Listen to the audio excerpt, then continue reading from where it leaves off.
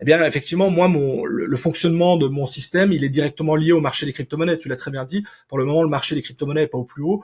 Ça intéresse plus trop les gens. Bah, effectivement, toutes mes statistiques, que ce soit YouTube, Twitter ou autre, sont en baisse. Et c'est vrai que autant le bear market de la crypto, j'y étais bien préparé, autant le bear market des réseaux sociaux, j'y étais beaucoup moins, tu vois. Et c'est vrai que quand j'ai vu mes premières vidéos, enfin les dernières vidéos que j'ai faites qui perdaient énormément, ça faisait plus de vues, ça intéressait plus les gens, ça. Je me suis remis en question. Je me suis dit, est-ce que c'est moi qui parle d'un mauvais concept ou autre? Donc voilà, ça, j'y étais pas préparé.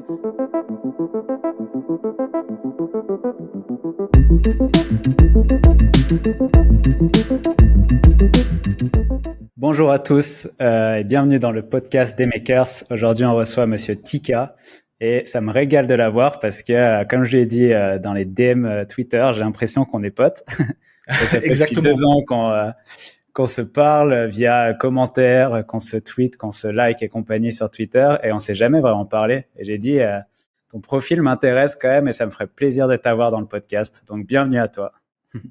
Bah écoute, un grand merci pour l'invitation. Et je pense que tu t'as résumé parfaitement la situation. On se parle beaucoup, on commente, on like, mais on s'est jamais vraiment parlé de visu, quoi. Ouais, clairement. Bah écoute, je te laisse te présenter rapidement si tu peux. Ouais, donc moi c'est Monsieur TK, effectivement. En tout cas, c'est le pseudo que j'ai sur les réseaux sociaux. Et alors moi je suis quelqu'un qui s'est principalement lancé donc dans les crypto-monnaies en 2016. À l'époque, je commence à m'intéresser à la crypto dans mon coin, un petit peu comme tout le monde, en tout cas à cette grosse période là en ce qui le concerne. Et suite à ça, j'ai remarqué que dans l'écosystème des crypto-monnaies, il y avait à cette époque, encore une fois, il y avait très peu de vulgarisation. De nos jours, hein, en 2023, il y a beaucoup d'acteurs différents qui vont vous vulgariser l'écosystème. Mais à l'époque, il n'y avait pas grand monde. On était quelques-uns. Je pense qu'on devait être 5 à tout casser. Et j'ai décidé de me lancer effectivement dans la vulgarisation de l'écosystème des crypto-monnaies avec, de mon côté, un domaine bien précis. Donc moi, j'étais pas dans le trading, la finance et de ça, mais j'étais vraiment dans la partie, je vais dire, validation des blockchains, sécurisation des blockchains.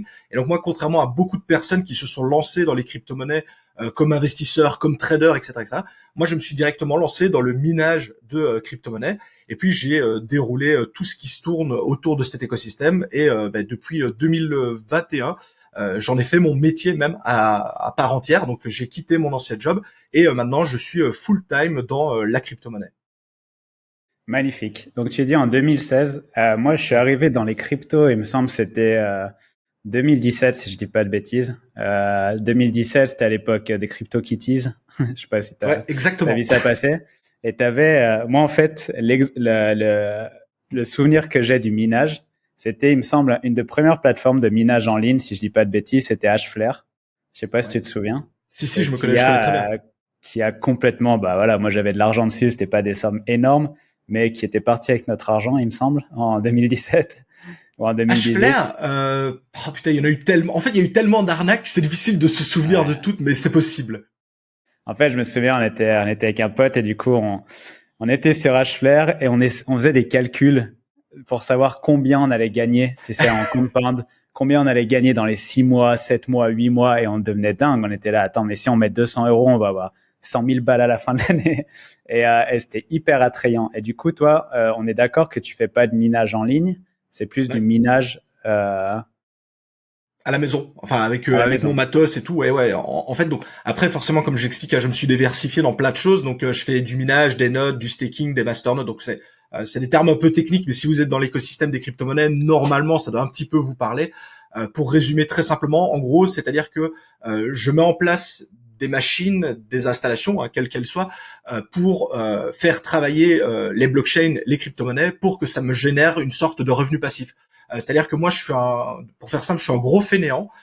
J'ai pas envie de passer ma journée derrière des graphiques, des charts à analyser tout ça parce que voilà. Alors, je préfère me prendre la tête une bonne fois à mettre en place une machine, à mettre en place une installation, et après j'ai plus que à la surveiller. Et en fait, ça me génère de la crypto-monnaie. Donc en fait, ça, si on devait rapprocher ça de quelque chose de la finance traditionnelle, hein, donc ce que vous connaissez, on pourrait voir un petit peu ça comme les dividendes d'une société, d'une action dans laquelle vous avez investi. Si vous investissez par exemple chez Total ou chez Air Liquide, toutes les années ils vous versent des dividendes. Eh bien ici c'est un petit peu la même chose, sauf que en crypto-monnaie les dividendes on les reçoit en moyenne tous les jours, tous les 2 jours. Mais c'est un petit peu ça l'idée, quoi. Ok. Ouais, c'est bien de définir parce que minage, c'est vrai que moi, c'est un terme qui me parle. Comme je t'ai dit, j'ai déjà investi, mais c'était du minage en ligne. Mais c'est important de définir le minage. C'est en quelque sorte, tu aides la blockchain à créer de la monnaie, c'est ça? Ou à Ah, faire, pas à créer de la monnaie, mais enfin, je te laisse le définir plutôt. ben, en fait, tu as raison. Donc, en fait, c'est plutôt la récompense. C'est-à-dire que lorsque tu fais donc du minage, du staking, des nodes ou autre, en fait, tu participes à la blockchain. Donc, tu participes en sécurisant pardon la blockchain, en participant à la validation des blocs, des transactions. Tu participes au bon fonctionnement de celle-ci. Donc, tu mets tout en place pour que la blockchain de la crypto-monnaie en question fonctionne bien. Et en contrepartie, puisque tu effectues un travail et que entre guillemets tout travail mérite salaire, eh bien, tu es récompensé. Sauf que comme on est dans le monde de la crypto-monnaie, on va pas te payer en euros ou en dollars directement. Tu vas pas recevoir des euros ou des dollars.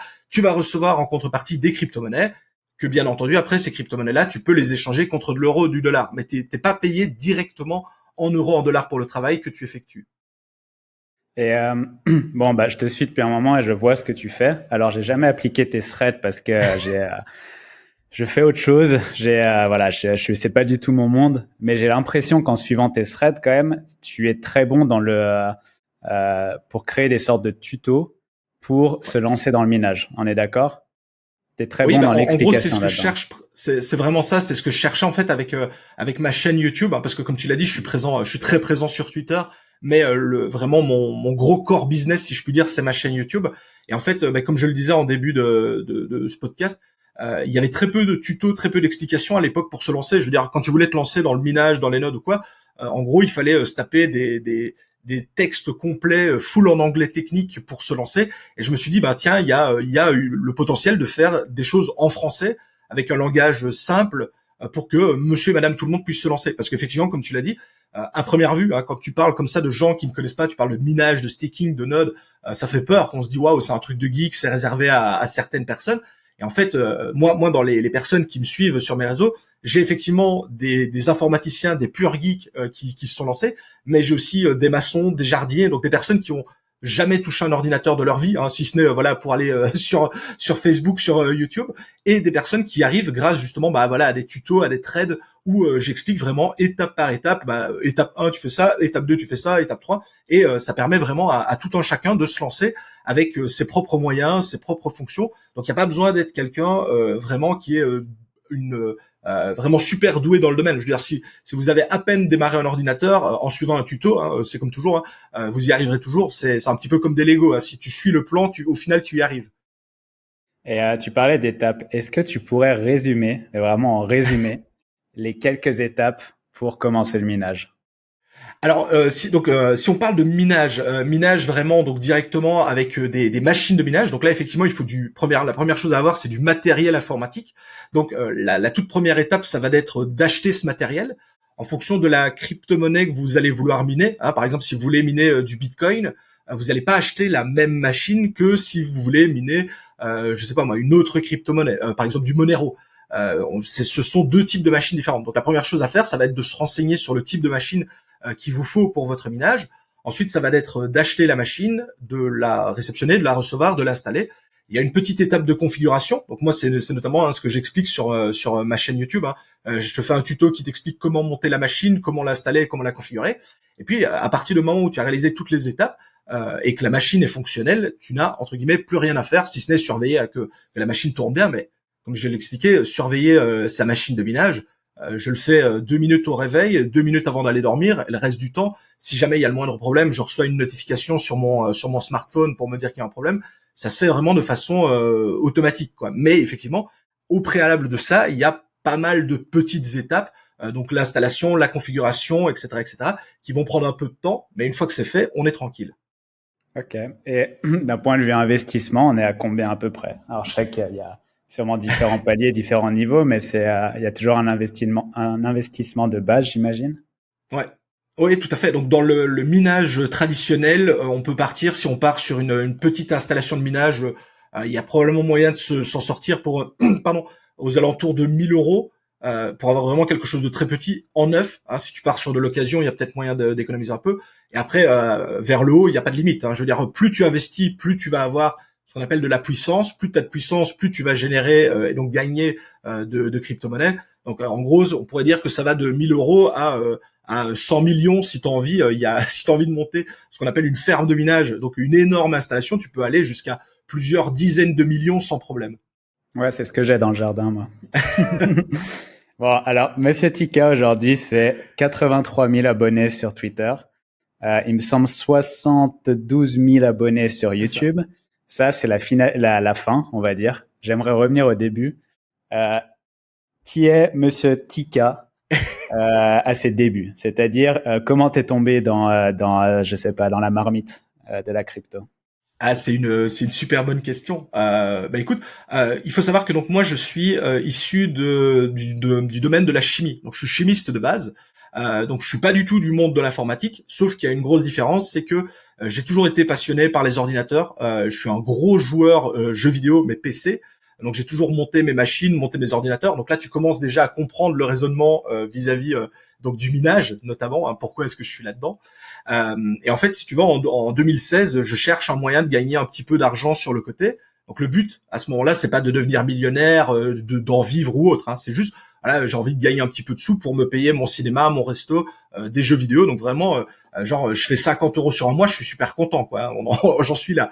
Et je découvre à ce moment-là le monde des crypto-monnaies où il y a des gars qui t'expliquent, bah voilà, tu peux acheter du Bitcoin, essayer de le trader, etc., etc. Donc bah, je me dis ok, ça peut être sympa, mais quand tu suis ce que les gars t'expliquent, ils disent bah voilà, il faut que tu passes ton temps à analyser les charts, ça prend plusieurs heures par jour. Et puis voilà, si tu te plantes parce que tu as mal analysé, tu peux perdre de l'argent, tu peux en gagner. Bon, et à côté de ça, moi j'avais mon travail de chimiste, donc j'avais le travail, la famille, les potes. Donc je m'étais dit bon ouais, quand j'ai fini journée du boulot, j'ai pas spécialement envie de me taper pendant 2-3 heures sur des charts pour essayer de gagner de l'argent à analyser les graphiques.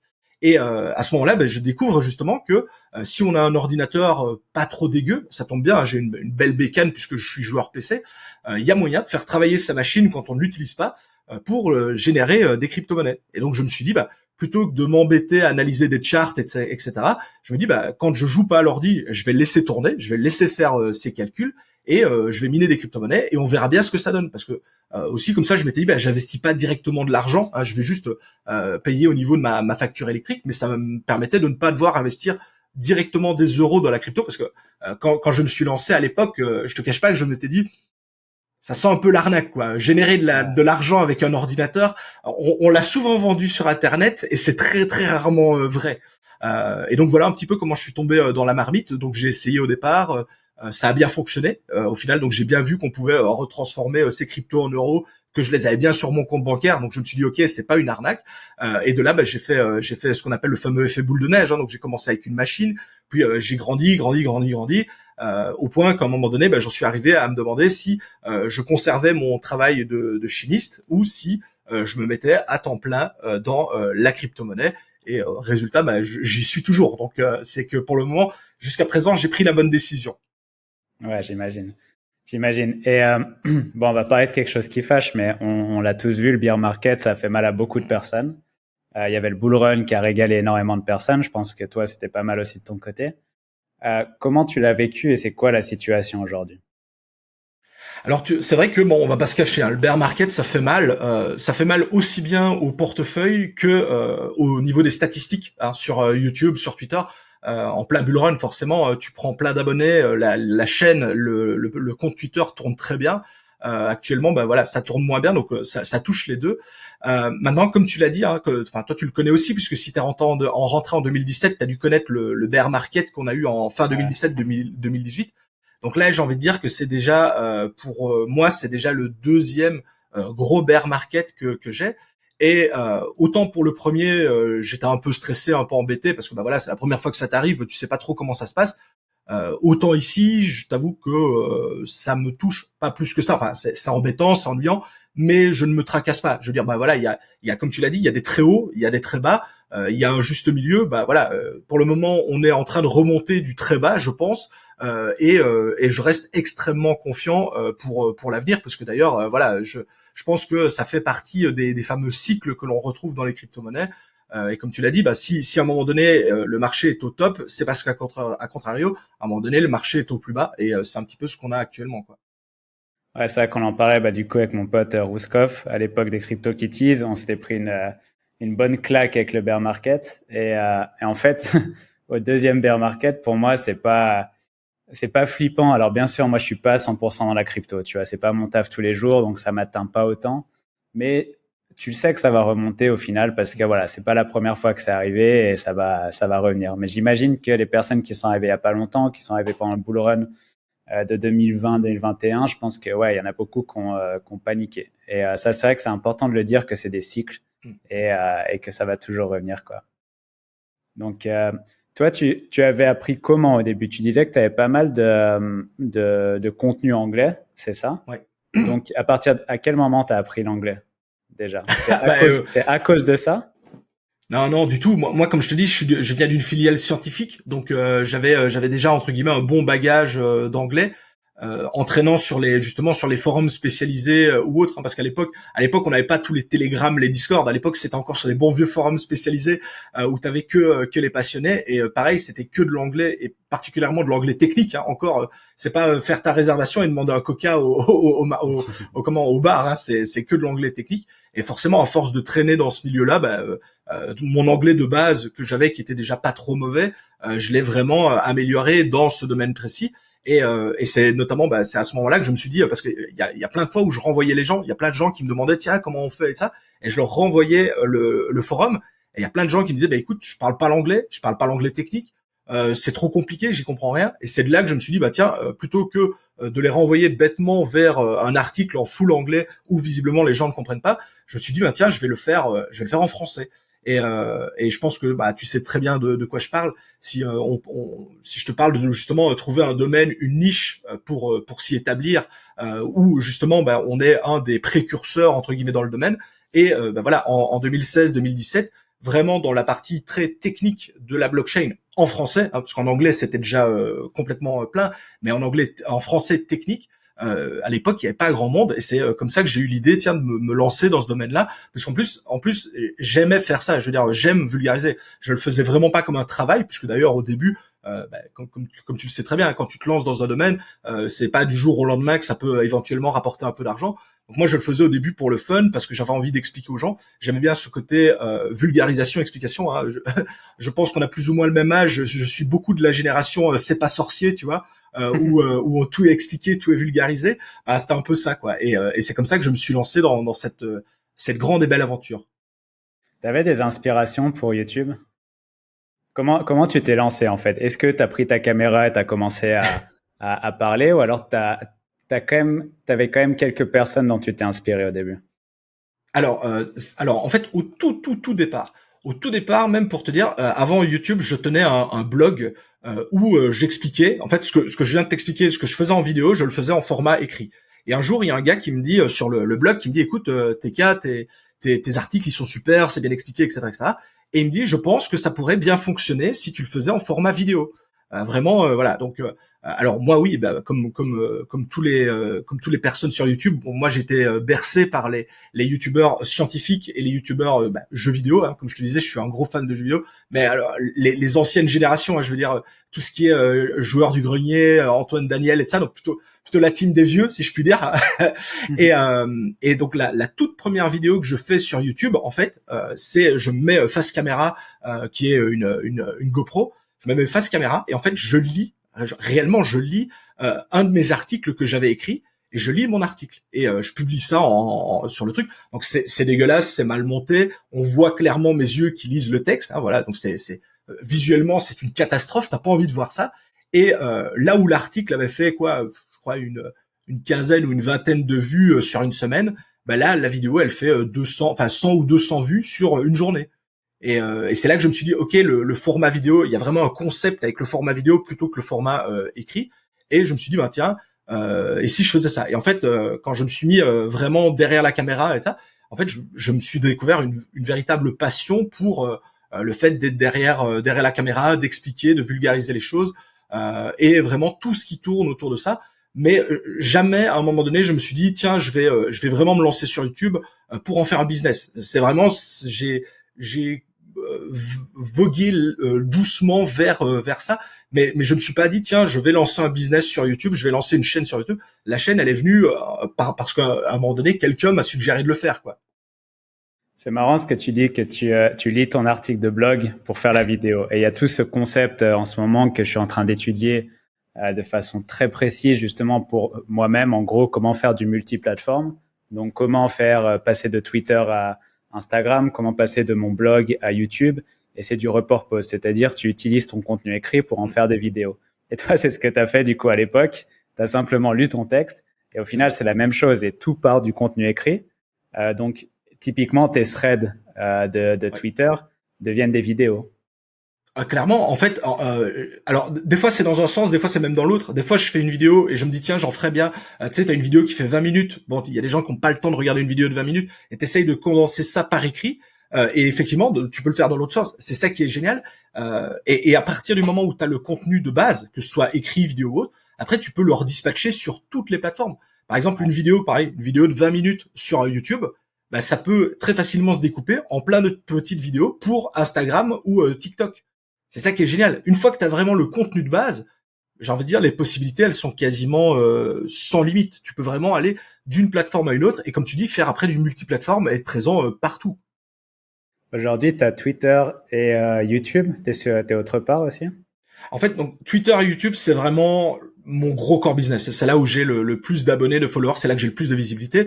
Maintenant, je suis également présent sur Instagram, sur TikTok, également sur Facebook. Mais ça reste marginal comparé à ce que j'ai sur... je veux dire, je pense que j'ai 2000 abonnés sur TikTok et peut-être 3000 et demi sur Instagram. C'est bien, mais quand tu vois que voilà, j'en ai 83 000 sur Twitter, bon bah ok. Faut savoir aussi qu'en fonction du domaine sur lequel on est, donc moi je suis donc dans la crypto-monnaie, il y a des plateformes qui sont plus faciles. Par exemple, Twitter est très tourné vers la crypto-monnaie, donc c'est facile de faire des trades ou autres sur la crypto sur Twitter. Sur Instagram, où la crypto-monnaie, c'est pas non plus le truc numéro un. Quand on te dit crypto-monnaie, tu penses pas à Instagram en premier. Bah, c'est vrai que c'est plus compliqué parce que le public qui est sur Instagram n'est pas là spécialement pour ça. Au contraire de Twitter, où les grosses communautés de crypto sont là. Typiquement, si tu veux te lancer dans la crypto-monnaie, si tu dois privilégier un réseau social, c'est clairement Twitter. Twitter et YouTube. Les autres, ça vient après. Et à contraire, si tu fais, je sais pas moi, des tutos make-up, par exemple, j'en sais rien. Un tuto make-up sur Twitter, ça prendra pas. Il faut être sur Instagram. Tu vois, je caricature, mais voilà un peu l'idée, quoi. Non, mais c'est vrai, t'as raison. Et j'ai l'impression qu'il y a beaucoup de personnes qui vont sur Instagram pour passer le temps, pour être divertis. Alors que les Exact. gens qui vont sur Twitter et YouTube, bien évidemment, il y a la partie divertissement, mais il y a quand même beaucoup de personnes, comme toi ou moi, je pense, qui vont sur YouTube pour aller chercher des vidéos et vraiment manger du contenu. Tu vois, aller chercher des nouveaux trucs à apprendre, aller écouter des podcasts, aller regarder des tutos, etc. Et j'ai l'impression que c'est la même chose sur Twitter, où tu vas sur Twitter, déjà, tu vas lire du texte. Il y a quasiment aucune image. Donc, faut être déjà intéressé par le sujet, tu vois, contrairement à Instagram ou TikTok où tu as des vidéos qui te déroulent sous les yeux. Et je pense que ça fait une énorme différence. Tu as raison. Et toi, t'as une équipe aujourd'hui autour de toi ou tu bosses tout seul? Je bosse solo. J'ai uniquement un graphiste qui s'occupe de mes miniatures parce que je suis très nul en dessin. Donc j'ai un gars qui s'occupe de mes miniatures, mais sinon, typiquement sur une vidéo, j'écris, enfin j'ai l'idée, j'écris mon texte, je tourne face caméra, je m'occupe du montage et puis je m'occupe de la publication des réseaux sociaux.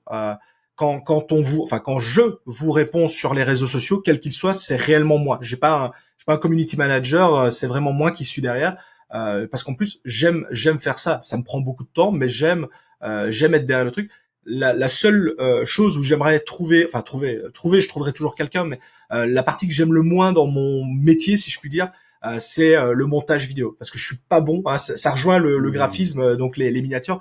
Je suis pas très bon en montage. D'ailleurs, ça se voit. Mes vidéos, c'est le strict minimum au niveau du montage. C'est la partie que j'apprécie le moins. Et la partie que je préfère, c'est clairement être derrière la caméra et vulgariser. Écrire mon script et tourner, voilà, c'est ce que je préfère. Ouais, mais c'est quand même un bel exemple. Ce que je veux dire, c'est que tu es tout seul. Mm. Comme tu dis, tu fais avec le strict minimum. En gros, on est d'accord que depuis le début, tu t'en fous. Tu as pris un article de ton blog, tu l'as lu face caméra et tu as publié. Et on est d'accord que tu n'as pas besoin d'artifice pour te lancer sur YouTube. T'as pas besoin d'avoir 15 000 euros de matos, une caméra parfaite, un micro parfait, etc. Tu peux te lancer dès aujourd'hui pour faire ta première vidéo. Parce que toi, t'en es la preuve, c'est que tu fais encore tes montages et que tu fais encore tout toi-même. Tu peux, en fait, c'est comme toujours, hein, tu peux commencer avec le strict minimum et si t'as un bon concept de vidéo, si t'es sur un bon sujet, un bon domaine, il n'y a pas besoin, comme tu dis, d'avoir une caméra à 10 000 balles, un micro à 2000, voilà, ça le fera. Par contre, effectivement, sur YouTube, hein, on le dit toujours, il vaut mieux privilégier un bon audio qu'une bonne vidéo, parce qu'au final, si tu regardes une vidéo pas top en qualité, ça peut te passer, que si t'as un son qui est dégueulasse, bah voilà. Donc c'est vrai que mon premier achat, après t'as des micros à 50 balles, mon premier achat ça a été un micro, et puis après si t'as envie vraiment de te perfectionner, tu peux toujours aller vers du matos plus puissant et plus perfectionné, mais clairement au départ j'ai filmé avec une vieille GoPro, je me souviens, je la faisais parce qu'en plus elle était pas stable, j'étais obligé de la tenir avec des tu sais des comment on appelle ça, des aiguilles à tricoter, c'était un système à l'arrache, hein. J'avais pas de trépied, j'avais pas d'éclairage, donc je le faisais avec là on le voit, là j'ai une fenêtre, j'avais la lumière naturelle, donc tu sais t'avais un côté du visage comme ici qui est cramé, l'autre qui est pas cramé, c'était tout à l'arrache, mais voilà, c'est largement suffisant pour ce que je faisais. Non, c'est largement suffisant, t'as raison. Et du coup, est-ce que tu pourrais nous dire plus ou moins quelle est une journée type de Monsieur TK aujourd'hui? Ouais, vraiment quand je me réveille, la première chose que je fais, comme je disais, c'est de checker tout ce qui est mes machines, mon matos, voir s'il n'y a pas une machine qui est plantée ou autre, hein, parce que voilà, s'il faut redémarrer une machine, parce que quand elle tourne pas, elle ne rapporte pas d'argent, donc c'est bête. Ensuite, généralement, je check donc tout ce qui est le marché des crypto-monnaies. Encore une fois, voilà, moi c'est mon domaine à fond, hein, donc je check un peu comment se passe le marché, les news, les actualités, et donc encore une fois, pour ça, je me rends principalement sur Twitter pour avoir l'info en continu et autres. Et puis généralement, en fonction du moment, soit soit j'ai une recherche d'idées de vidéos, soit si j'ai déjà les idées, je commence à écrire des scripts. Lorsque les scripts sont écrits, j'en fais généralement plusieurs à l'avance. Après, je commence à tourner. Donc, c'est installation de mon studio de montage. Tu vois, là derrière, j'ai des lampes, j'ai un fond vert, j'ai le canapé dans lequel je tourne. Donc, une fois que j'ai fait ça, donc c'est tournage de 1, 2, 3 vidéos sur la journée. Et puis, généralement, je me fais des journées de montage aussi où je monte, tout en ayant à côté, voilà, la gestion des réseaux sociaux, hein, répondre sur Twitter, de temps en temps poster un petit thread, une petite explication, etc., etc. Alors vraiment, je suis très très tourné vers la communauté, quoi. Ok. Et tu as commencé comment sur Twitter? Tu as dit que tu avais commencé avec YouTube en premier Ouais, et tu es allé sur Twitter, c'est ça? exact. Est-ce que tu as suivi un schéma ou comment tu t'es débrouillé sur Twitter? Est-ce que tu as juste posté ce qui te passait par la tête ou tu as étudié un schéma, tu as suivi une stratégie? Ah, pareil, j'ai tout fait à l'arrache, moi. En fait, si tu veux, pareil, à un moment donné, c'était encore une fois un gars en commentaire sur YouTube qui me dit TK, pour la crypto, il faut être sur Twitter, c'est sur Twitter que tout se passe. Et je me disais, oh punaise, ça fait encore un réseau social à gérer, parce qu'à ce moment-là, j'avais encore mon blog, qu'au final, j'ai laissé tomber. Mais j'avais donc mon blog, j'avais YouTube, il fallait gérer encore un nouveau réseau social, Twitter. À côté de ça, j'avais mon travail où toute la journée, j'étais au boulot. Et quand tu reviens du boulot, t'as envie d'aller à la salle, d'aller voir tes potes, d'aller boire un verre. T'as pas envie de commencer à gérer tout ça. Et bon, je me dis bon, allez, si tout le monde me dit que Twitter c'est le réseau social par excellence pour la crypto, j'y vais. Et je m'y attendais pas et j'ai adoré le concept de Twitter. Donc un format très court, enfin à part les threads, on est bien d'accord, c'est différent, mais un format court. Donc tu dois aller à l'essentiel de l'info puisque tu as 160 caractères de base, si je me souviens bien, c'est ça. Comme tu dis, il n'y a pas 50 photos, 50 images, donc il faut vraiment aller droit au but sur l'info. Quand j'ai débarqué sur Twitter, j'ai tout simplement dit salut tout le monde, voilà, moi je m'appelle Monsieur TK, je fais des vidéos sur YouTube et je repostais, j'interagissais un peu avec la communauté et je repostais mes vidéos sur Twitter, enfin les liens vers mes vidéos. Et en fait, à ce moment-là, encore une fois, il y avait pas grand monde à l'époque. Je pense que j'ai commencé, il y avait Asher, il y avait Cryptomatrix. Je pense même pas que Crypto Future était encore là. Donc ça, c'est les gros comptes de la crypto, si vous connaissez. Et donc on a commencé comme ça un peu entre nous et par effet boule de neige, tu sais, t'as un peu de gens qui te rejoignent. Et en plus, comme à l'époque, on n'était pas beaucoup, les gens avaient pas trop le choix. Si tu voulais avoir, moi c'était ce domaine-là, mais si tu voulais avoir l'information, il y avait pas 50 posts. Si tu voulais avoir de la vulgarisation comme Asher fait, il y avait pas 50 posts. Donc les gens étaient sur les comptes de l'époque et au fur et à mesure, ce sont des comptes qui ont pris de de plus en plus d'ampleur, de plus en plus d'envergure. Et d'ailleurs, la plupart d'entre nous sont toujours là. J'ai envie de dire, les gros comptes comme ça, ils sont toujours présents sur Twitter. Ouais, bah, c'était Crypto Future que j'ai rencontré à Bali. Ouais. C'était quand? C'était il y a quelques mois où j'ai aucune notion du temps.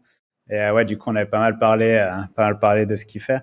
Et est-ce que vous aviez un groupe ensemble où vous discutiez que sur Twitter?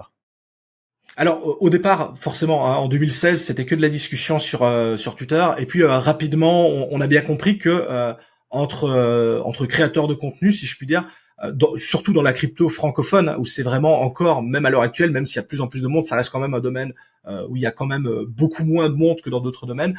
On s'est rapidement dit que voilà, c'était cool de partager nos bons plans, les façons dont on faisait certaines choses, etc., etc.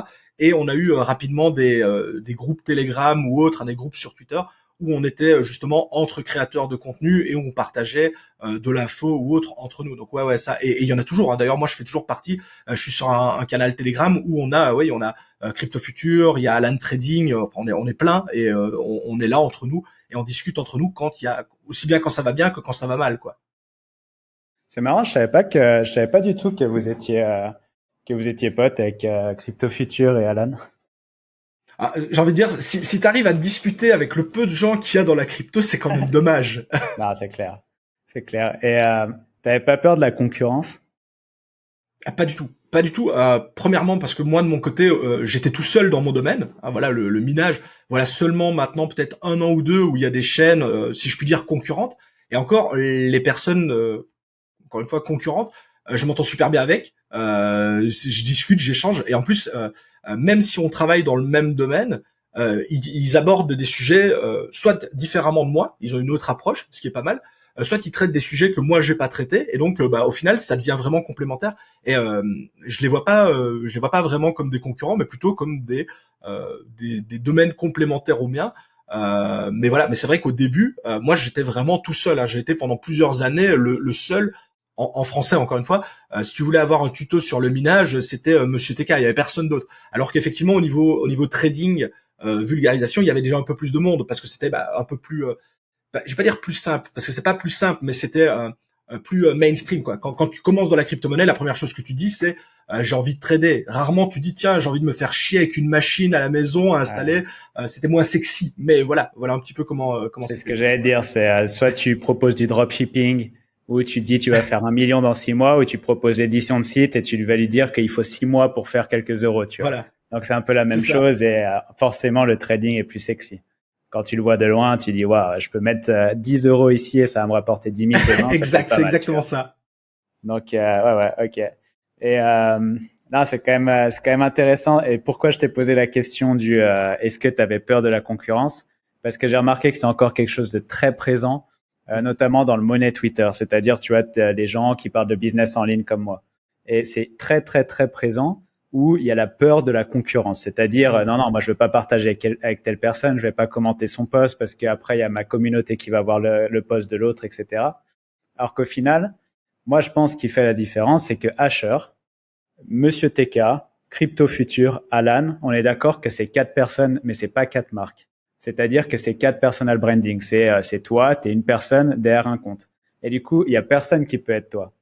Il y a personne Exact. qui peut être ton concurrent vu que tu es unique, dans le sens où voilà, tu partages tes tutoriels. Bien sûr, d'autres personnes peuvent faire le tutoriel, mais j'imagine que beaucoup de personnes te suivent pour ta personnalité également. Est-ce que c'est quelque chose que tu as vu ça? Ah, clairement, il y a effectivement cette relation avec la communauté où vraiment, comme tu le dis, hein, on est vraiment des personnes à part entière. Tu peux apprécier une personne ou non pour son intonation de sa voix, sa façon dont il va traiter une actualité en particulier. Hein. Il y a des personnes qui sont vite euphoriques, il y a des personnes qui ont vite peur. Il y a des personnes qui sont plus posées, plus raisonnables. Il y a des personnes qui vont vite aller, tu sais, c'est to the moon, ça va exploser. Donc, en fonction de tes sentiments personnels en tant que personne lambda, enfin en tant que viewer, en tant qu'abonné ou autre, tu vas te reconnaître plutôt dans telle ou telle personne. Et d'ailleurs, voilà, si tu prends les personnes qui font du trading, hein, on a parlé par exemple d'Alan et de Crypto Future. En plus, ils s'entendent super bien. Comme tu dis, ils sont tout le temps ensemble. Eh bien, au final, ils traitent à peu de choses près les mêmes sujets. Hein, c'est donc du trading de crypto-monnaie. mais leurs approches sont totalement différentes. Leur façon de présenter les choses sont totalement différentes.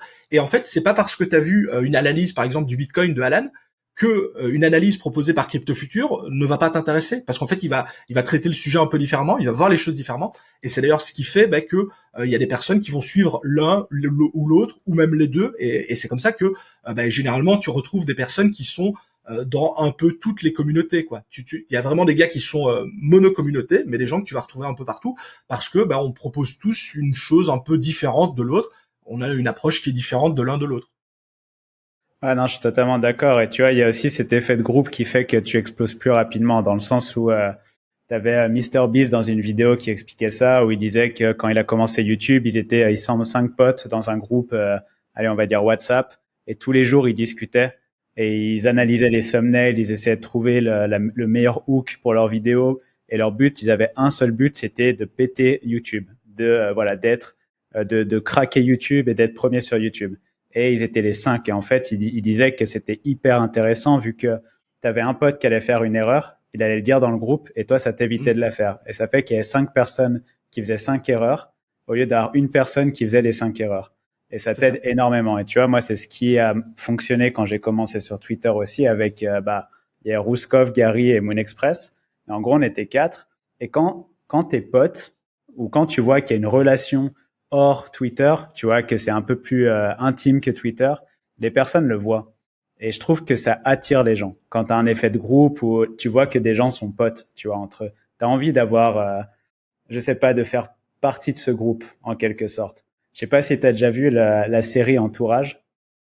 Ah non, ça me dit rien du tout. Bah là, c'est une série où tu as un groupe de potes, en fait, ils sont à Hollywood. Et en fait, tu suis cette série parce que tu as envie de faire partie du groupe.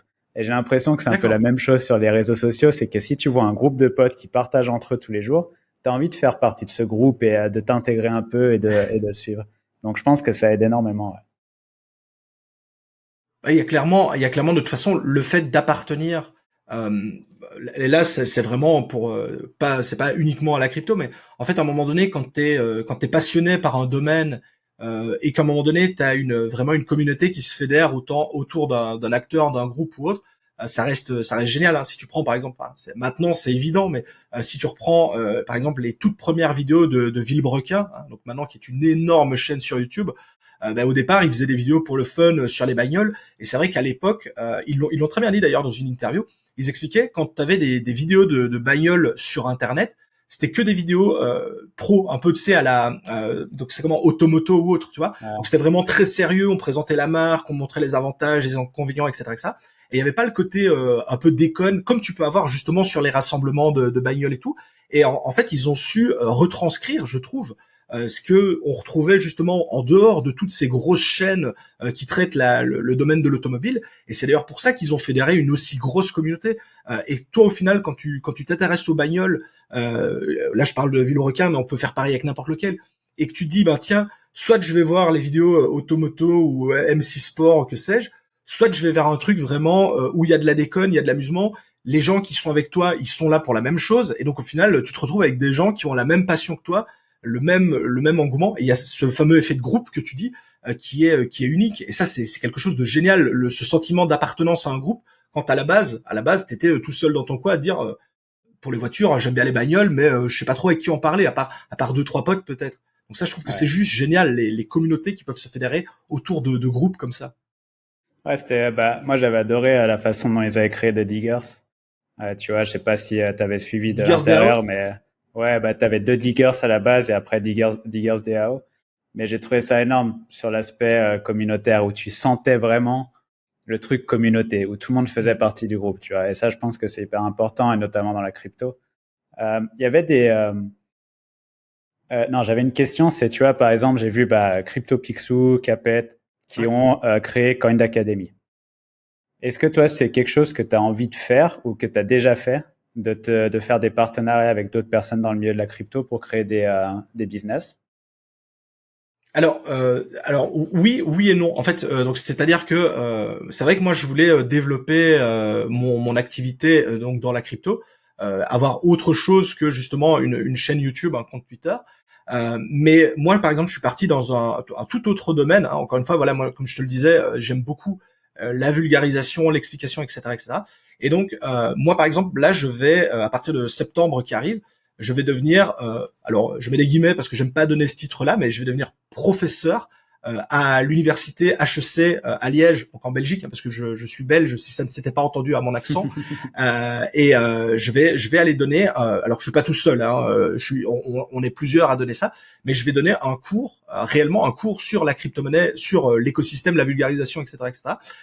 Et un cours qui donnera comment dire, des crédits européens. Donc c'est vraiment quelque chose qui est reconnu par l'Europe.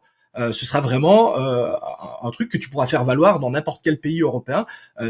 Si tu obtiens ton diplôme à la sortie, tu seras reconnu. Alors, je connais pas le titre exact que l'institution va donner, mais en gros, tu auras les compétences techniques pour proposer quelque chose dans la crypto-monnaie. Et donc moi, je suis parti vraiment sur ce côté éducatif avec le fait de pouvoir donner cours, si je puis dire, à des étudiants, quoi.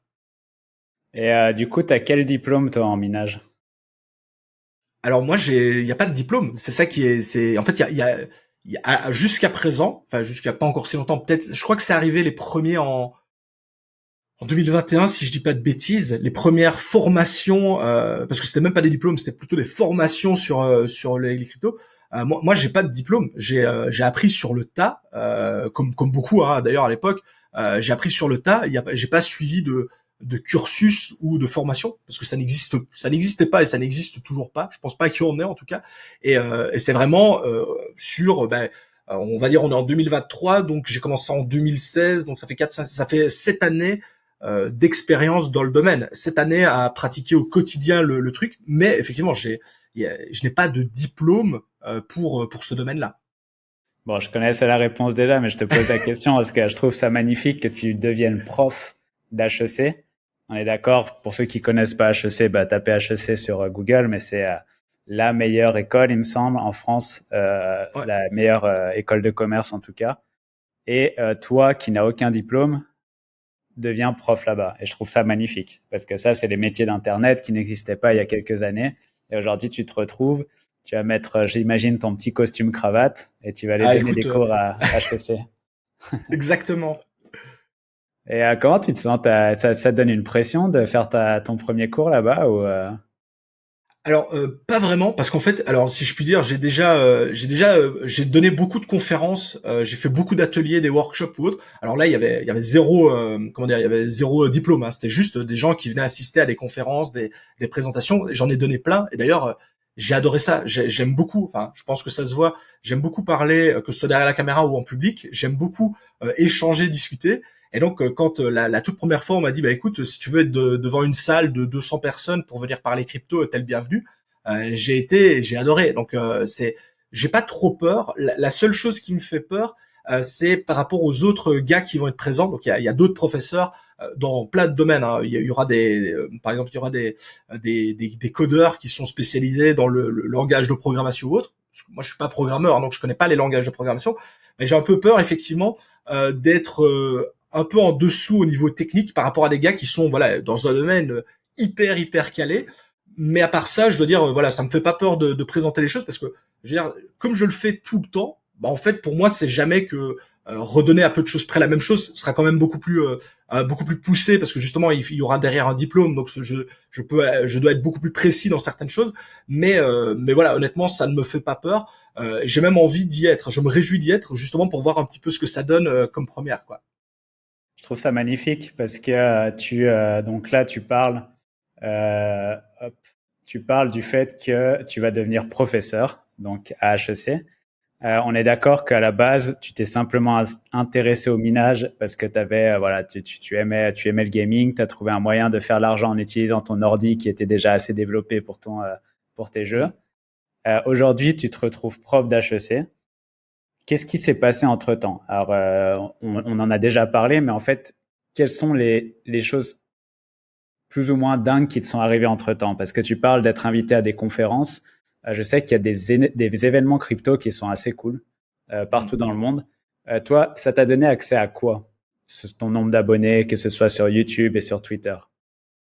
Ouais, comme tu l'as dit, le premier gros avantage de ça, c'est clairement les gros événements crypto ou autres. Hein, c'est le fait de d'avoir. Alors moi, je le considère vraiment comme une chance, mais d'avoir la chance de pouvoir y participer et surtout de pouvoir y expliquer, y présenter quelque chose.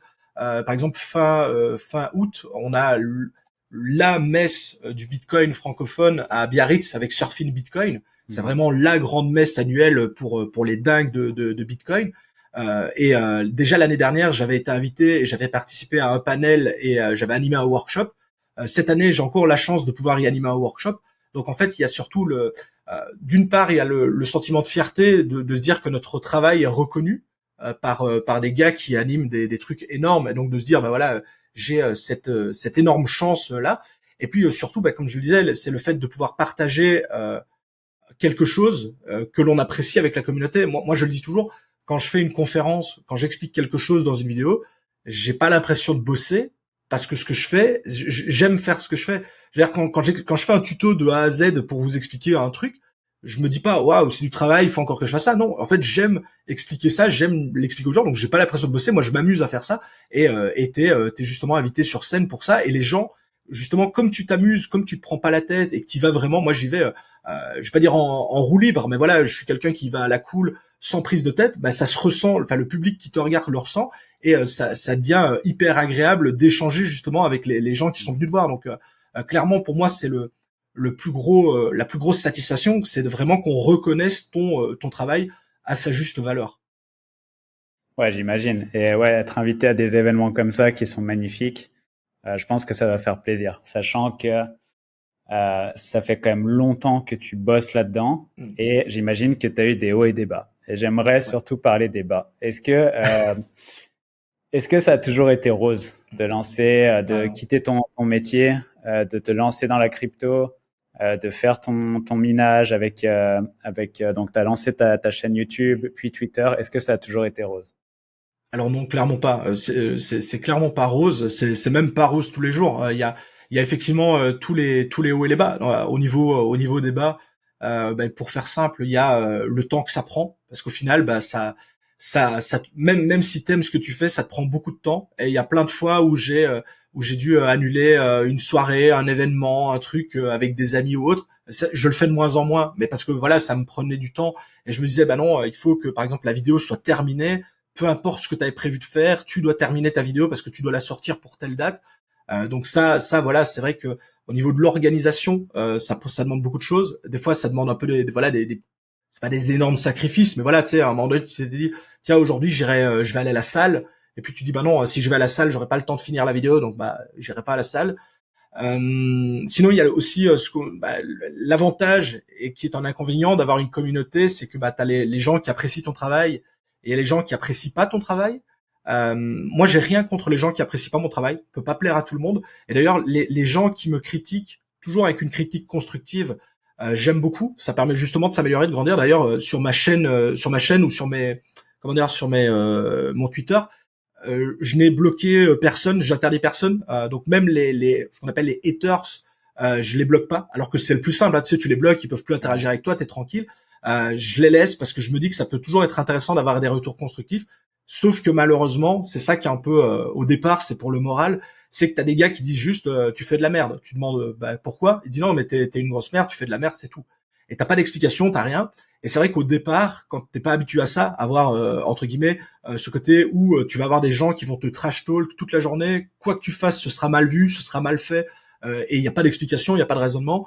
Ben c'est vrai qu'au départ, quand t'as pas l'habitude, c'est pas facile, parce que bah, au début, t'en as un, bon, tu dis il y en a un, c'est pas grave et ça. Mais effectivement, quand t'as 80 000 personnes qui te suivent sur Twitter, des haters, t'en as facile 100, 150. Et donc quand t'as pratiquement sur chaque post, sur chaque message, ou t'as toujours un gars qui vient te dire tu racontes de la merde, tu racontes une arnaque, c'est du vol, patati, enfin peu importe.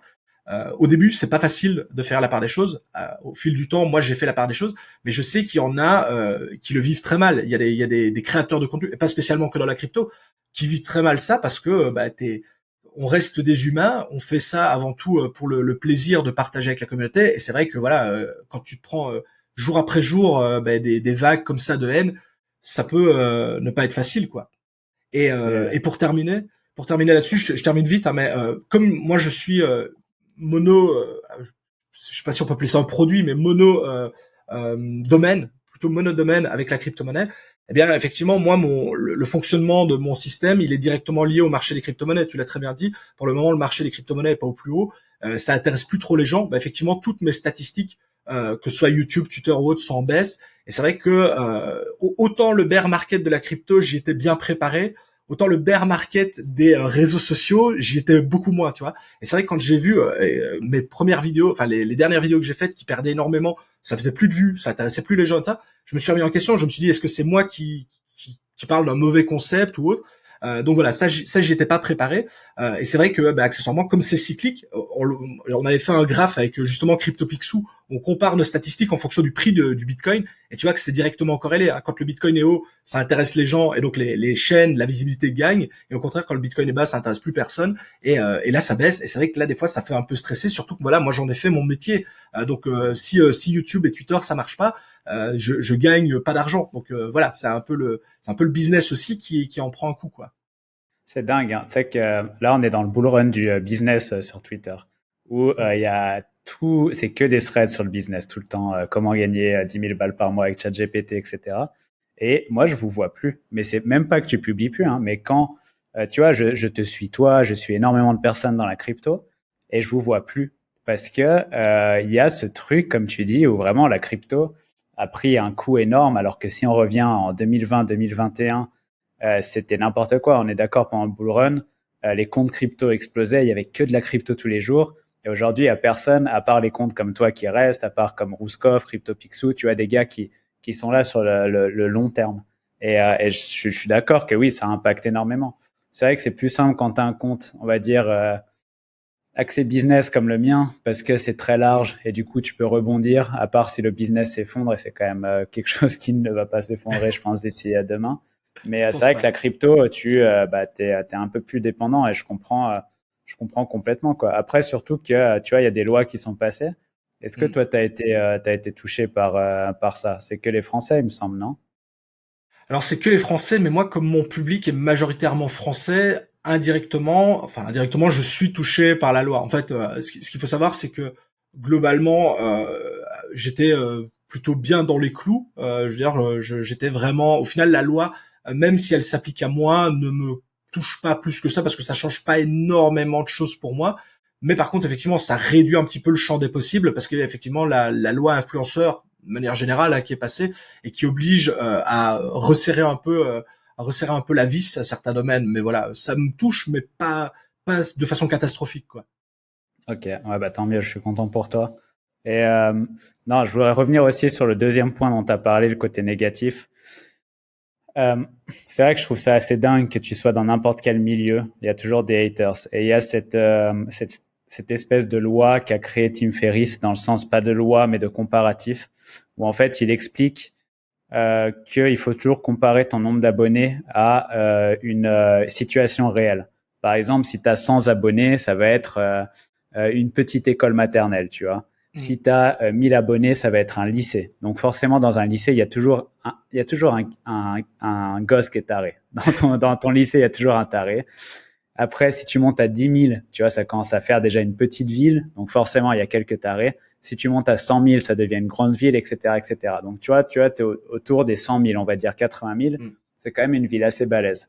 Tu vas dans une ville de 80 000 habitants, combien t'en as qui sont complètement givrés? T'en as plein. C'est tellement Et bien ben, résumé. ces gars-là, en fait, ils vont être dans tes commentaires. Et faut le voir, mais c'est complexe parce que tu vois, moi, il y en a un qui m'a vraiment saoulé il y a pas longtemps, parce que beaucoup plus loin que ton contenu, ça va dans le personnel. Où c'est, Mm. tu vois, c'est des conneries, mais le gars criait sur tous les toits que c'était des conneries que j'habitais à Bali. Et tu vois, c'est un truc, ça devrait même pas me toucher, mais je trouve ça tellement con parce que je Ben sais ouais. pas, les personnes qui me suivent le savent, tu vois, tous les jours, mais je trouve ça tellement con, mais il y a des tarés. Vraiment, il y a des Mm. tarés et, comme tu dis, tu les bloques pas. Chapeau. Moi, je t'avoue qu'il y en a que je bloque, mais c'est pas des gens qui n'aiment pas mon contenu. C'est plus des gens qui ont un grain, clairement, tu vois, que je bloque parce que C'est très j'ai bien pas envie résumé. qu'ils soient autour de moi, tu vois. Mais c'est un fléau. Et après, je pense qu'on a de la chance d'être sur Twitter et YouTube Mm. parce que, enfin, toi, YouTube surtout, mais j'ai l'impression que sur Twitter, les gens sont quand même à un niveau plus élevé. C'est-à-dire qu'il n'y a pas d'image, c'est comme lire des romans et lire des BD, tu vois, il y a une différence. Et si tu vas sur TikTok, tu vois, tu t'es un peu allé sur TikTok. Moi, j'ai passé pas mal de temps sur TikTok pour un peu tester l'algo, etc. C'est incroyable ce qui se passe là-bas. Les insultes que tu te prends, que ce soit moi, ma copine qui fait un contenu, tu vois, sur, elle est styliste pour hommes, tu vois, c'est pas un truc qui est violent, hein, c'est être styliste pour hommes. Oui, Les insultes que tu te prends sur TikTok, c'est incroyable. Et ça, c'est assez, comme tu dis, c'est violent. Il faut préparer les personnes qui se lancent, tu vois, qui commencent à publier sur les réseaux parce que ça va t'arriver un jour ou l'autre. La meilleure façon de réagir sur Twitter, c'était un Américain qui avait dit ça, je sais plus qui c'était, et il avait dit ne surtout jamais répondre. Et c'est vrai parce que quand tu réponds sur Twitter, ça va ramener le tweet dans ton feed, tout le monde va le exact. voir et ça va envenimer les choses. Mais c'est complexe. Mentalement, c'est complexe et parfois ça te touche, mine de rien. C'est clair. C'est clair. Ouais. Mais est-ce que ça vaut le coup quand même? Malgré les bas, est-ce que ça vaut Ouais. le coup pour Léo? Clairement, clairement, parce que comme tu dis, c'est une infime partie, hein, donc pour les haters, pour tout le truc. Donc c'est vrai que il y a peut-être 5 à 10% où c'est vraiment des mauvais moments, mais le reste du temps c'est que du bonheur parce que il y a plein de gens enfin à contrario de ça, il y a plein de gens qui m'envoient plein de messages de remerciements, des gens qui ont réussi à démarrer, qui ont réussi à faire un truc en particulier, peu importe, hein. Donc je te disais, j'ai des gars qui sont maçons ou des jardiniers, donc qui ont jamais touché un ordinateur, qui ont monté une installation, etc. Ils sont super contents de leur machine, ils sont super fiers d'eux. Et ça, c'est la quand tu expliques, quand tu sais, tu fais un tuto de A à Z et que les gens arrivent au bout et que ça fonctionne, il n'y a pas plus satisfaisant comme chose. Et les gens te remercient très très souvent. Donc c'est vrai que voilà, il y a les mauvais côtés, mais il y a tellement de gens qui sont tellement bienveillants, tellement sympathiques, qui te renvoient tellement de positifs que ça efface clairement le négatif. Hein, on est bien d'accord. Ouais, et surtout, j'aimerais souligner pour ceux qui te connaissent pas, tu vois, j'imagine qu'il y a des personnes qui me suivent sur Twitter qui vont regarder cette vidéo. Moi, je t'ai invité aujourd'hui aussi parce que tu es quand même bienveillant sur ton contenu. T'es pas un gars qui va dire gagner 100 000 balles demain grâce au crypto. Tu vois, t'es bienveillant, Ouais, tu y vas avec des pincettes. Et je trouve ça incroyable que tu vois, ouais, t'as le côté négatif, mais je le vois et les gens qui te suivent le voient aussi que tu aides les gens. Tu le vois dans la façon qu'ils commentent, la mm, façon dont ils réagissent à tes posts, etc. Tu le vois que tu fais quelque chose de positif pour un bon nombre de personnes. Et ça, c'est cool à voir. Et je te rejoins complètement. Oui, c'est gratifiant, ça fait plaisir de voir que tu puisses aider des gens qui t'envoient un petit message de remerciement, mm. etc., quoi. Et toi, en termes de contenu, du coup, tu donnes tout gratuitement ou tu as une formation Ouais. derrière ou tout gratuitement. Ouais, moi je suis parti sur le modèle, à un moment donné, hein, voilà, si tu veux en vivre, il faut choisir le modèle économique que tu vas mettre en place. Et clairement, si tu te bases uniquement sur les revenus YouTube, tu peux pas en vivre. Hein, de manière générale, peut-être si tu as 2-3 millions d'abonnés, mais voilà, même avec 100 000, 150 000, tu peux pas en vivre, hein, clairement. Donc tu dois choisir, enfin si tu veux en vivre, tu dois choisir un modèle économique. Donc il y a effectivement donc soit tu fais du contenu réservé aux abonnés et donc les gens doivent payer pour avoir accès à un contenu en particulier. Soit tu fais voilà de la formation ou autre. Hein, donc là voilà les gens payent pour avoir quelque chose qui leur explique un domaine bien précis. C'est quelque chose on m'a souvent demandé que j'ai pas fait perso. Moi, j'ai choisi le modèle donc du sponsoring. Donc, ça veut dire qu'effectivement, mon contenu reste 100% gratuit, 100% accessible. Je ne cache rien. Il n'y a pas un contenu qui est réservé à des abonnés. Par contre, effectivement, ça implique que de temps à autre, tu aies une sponsor qui arrive soit sur YouTube, soit sur Twitter, où je te fais soit c'est sur Twitter. Généralement, c'est un petit trait de présentation. Ça peut être un concours aussi. Hein, des fois, c'est un concours où je permets de remporter des NFT, un peu d'argent ou autre.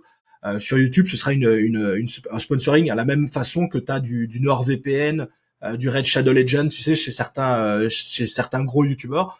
Ah, voilà, tu auras pendant 1 minute 30 en début de vidéo, tu auras un sponsor qui apparaît et bon, voilà, ça fait partie du jeu.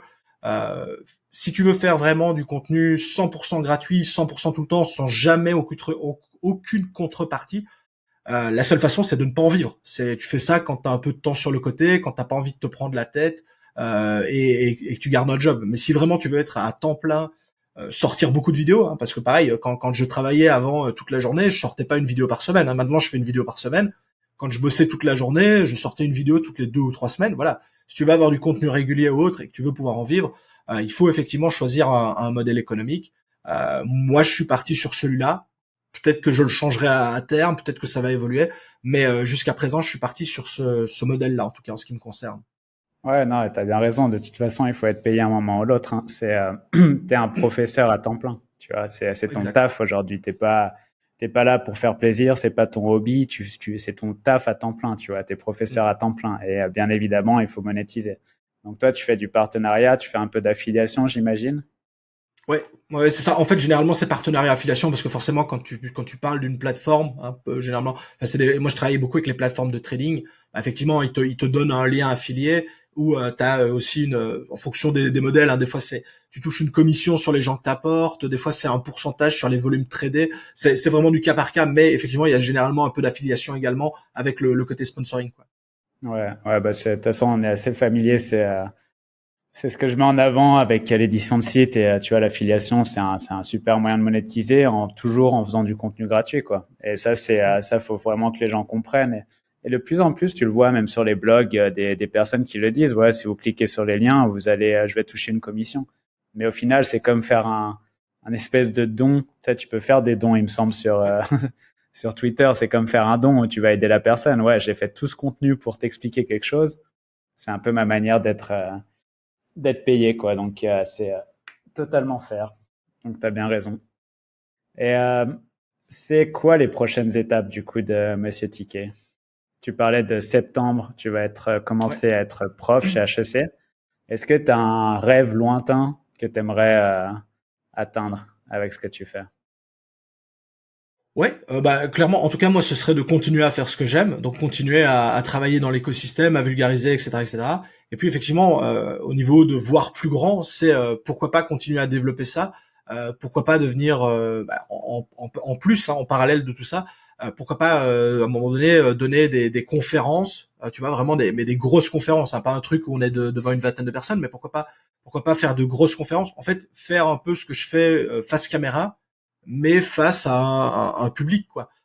Donc me diriger vers ça et continuer à me perfectionner dans mon domaine pour que on me considère hein, au fil du temps toujours comme quelqu'un qui est très calé et très doué là-dedans pour expliquer et vulgariser ça aux gens qui ne sont pas encore dans ce domaine-là ou qui cherchent à en apprendre plus quoi.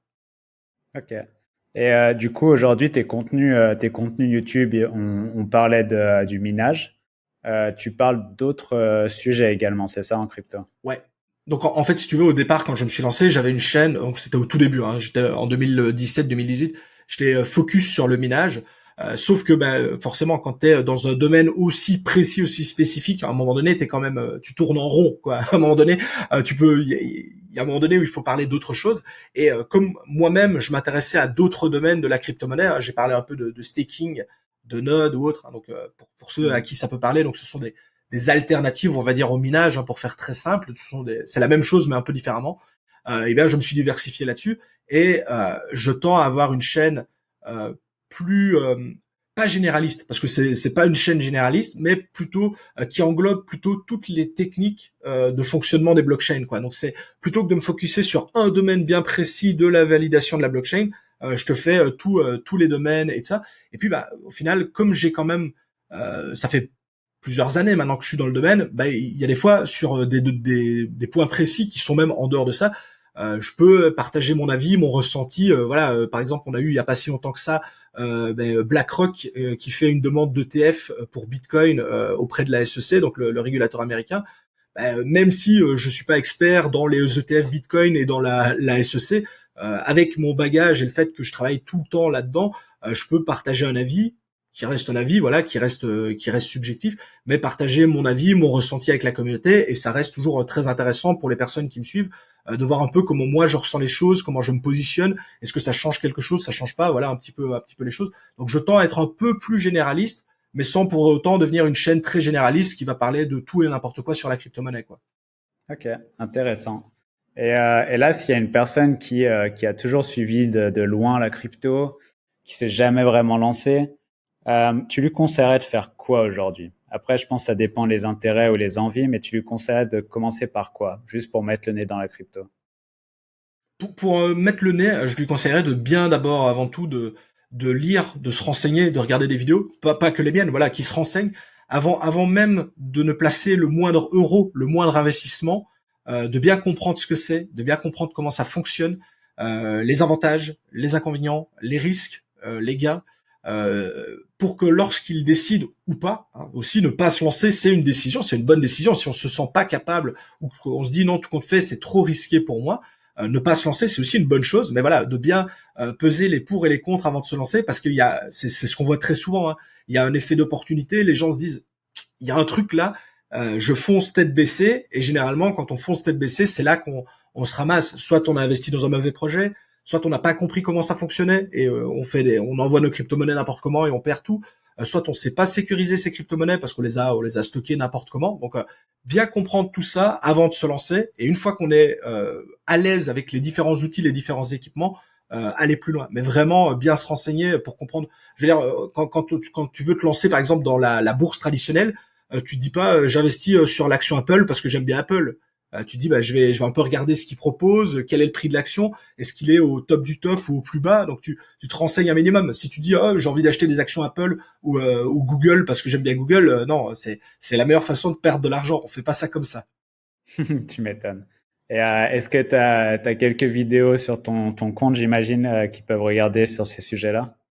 Ouais, bah, en fait, donc moi, comme je vulgarise le domaine, si tu veux, si je devais distinguer la chaîne en deux grandes catégories, j'ai vraiment des vidéos qui sont très généralistes, où vraiment j'explique les bases. Par exemple, je donne pour moi quels sont les meilleurs portefeuilles pour stocker ces crypto-monnaies, quelles sont les meilleures plateformes pour acheter et vendre ces crypto-monnaies. Donc ça, c'est vraiment du super généraliste pour avoir les bases.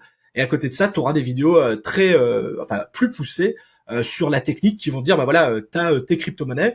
Si tu as envie de pouvoir les faire travailler plutôt que juste de les stocker sur le côté, eh bien il y a cette possibilité-là, et je te fais derrière un tuto qui t'explique, bah tiens, tu veux faire cette possibilité-là, voilà comment faire toutes les étapes pour y arriver de façon à ce que bah, justement tu puisses faire travailler ta crypto. Donc vraiment, il y a deux grosses catégories sur la chaîne, mais globalement ça reste, enfin moi je reste crypto à fond quoi. Tu trouveras pas autre chose que de la crypto-monnaie sur ma chaîne. En tout cas Ouais, pour le moment. t'as bien raison. T'as bien raison. Eh ben, écoute, Monsieur Tika, c'était un vrai plaisir de partager avec toi. J'aimerais te poser une question où, bon, premièrement, où on peut te suivre, je pense qu'on l'a déjà assez dit. Tu as Monsieur Tika sur YouTube, Monsieur Tika sur, c'est ça, c'est Monsieur Tika ou Tika Mining sur Twitter? Ouais, sur Twitter, je crois que c'est Mining TK, mais si Ouais, tu mets Mining Monsieur TK, de toute TK, façon, tu me retrouves partout. Sur TikTok, c'est pareil. Sur Instagram, c'est pareil. Je suis un peu partout. nickel. Est-ce que tu aurais un petit mot à dire pour la fin, pour les personnes qui regardent? C'est une bonne question. J'en aurais tellement. En fait, c'est plutôt choisir un mot parmi d'autres. Mais pour faire simple, j'ai envie de dire que si avant tout les personnes qui regardent ce podcast sont là justement pour soit la crypto-monnaie, soit justement plutôt pour le côté comment dire créateur de contenu. Comme on l'a très bien dit, si à un moment donné vous hésitez justement à vous lancer dans la création de contenu, que ce soit Twitter ou autre, peu importe, hein, mais j'ai envie de dire, n'hésitez pas, lancez-vous. Il est certain que vous n'allez pas faire des milliers de vues, des milliers de likes, des milliers de RT, peu importe, sur vos premiers posts. Mais si vous ne vous lancez jamais, vous ne le saurez jamais. À un moment donné, il y a un peu de cette l'audace, si je puis dire, de se lancer. Et à un moment donné, il faut se lancer. Et comme on l'a très bien dit, t'as pas besoin d'avoir la meilleure image, t'as pas besoin d'avoir le meilleur son. Tu peux commencer avec les moyens de base. Un téléphone et des écouteurs ou autre, c'est largement suffisant pour commencer. T'as pas besoin d'acheter du matos. Donc ça reste vraiment accessible à tout le monde qui a un tant soit peu envie de tenter l'aventure. Merci, tu as bien raison de le dire. Et c'est vrai qu'il y a beaucoup de personnes aussi qui ont peur de se lancer par rapport à l'image que ça va leur donner, etc. Il faut rappeler un truc. Monsieur Tika, il quitte Twitter demain, il quitte Twitter, YouTube dans 5 ans, on l'oublie. Moi, c'est pareil. Et je pense que tant que t'es pas Elon Musk ou Zuckerberg ou je Voilà. sais pas quelle personne, les gens t'oublient. Honnêtement, tout le monde t'oublie. Même s'il y a un truc qui se passe sur Twitter, tu dis une connerie sur YouTube ou peu importe, ça, tout le monde oublie. Tout le monde oublie. Donc voilà, vous prenez pas la tête avec ça. Exact. Bon, bah, écoute, merci beaucoup. pour ton temps. Et écoute, je vais suivre de près tes avancées et tes futurs projets. On vous reverra tous au prochain Bull Run, du coup, qui va arriver très bientôt. Exactement. Tu Et reverras plein de crypto-monnaies sur Twitter quand le Bitcoin sera de nouveau à 50 000, tu peux en être certain. exactement. Et je te souhaite bonne chance et régale-toi bien pour HEC surtout, parce que Merci. c'est énorme. Et félicitations à toi. Merci et encore merci pour l'invitation. Ça m'a fait extrêmement plaisir de partager tout ça avec toi et avec la communauté.